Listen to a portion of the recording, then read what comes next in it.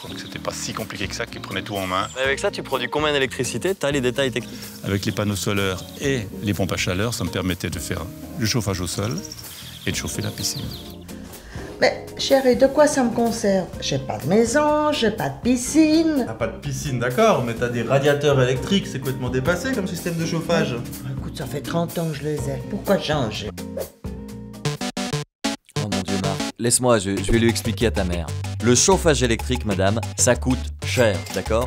20 centimes par kilowattheure, contre 10 centimes pour le mazout, 7 centimes par kilowattheure pour le bois, et 6 centimes, presque rien, que dalle, avec une pompe à chaleur. Et là, vous vous dites, oui, mais une pompe à chaleur, ça consomme aussi de l'électricité. Et vous avez raison, mais 3 ou 4 fois moins qu'un chauffage traditionnel. C'est pour ça que l'idéal, c'est de la coupler avec des panneaux solaires qui vont l'alimenter en énergie. Comme ça, vous divisez vos factures d'électricité et vous gardez le même confort qu'avant.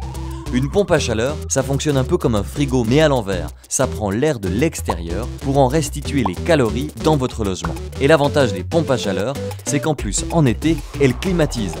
Et pour vous aider à faire le switch, sachez que dans tous les cantons romans, il existe des subventions pour changer votre mode de chauffage, installer une pompe à chaleur ou poser des panneaux solaires. Et si tout le monde s'y met, ça permettra à la Suisse d'éviter d'exploser sa consommation d'électricité pendant l'hiver, et donc d'être obligé d'importer du courant de l'étranger.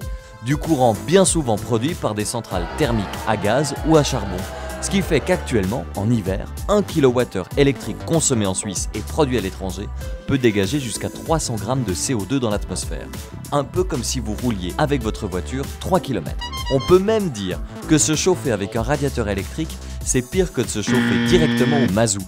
C'est pour ça que d'ici une quinzaine d'années, en Suisse, tout le monde devra avoir changé son chauffage. Alors autant s'y mettre tout de suite, surtout que ça rapporte.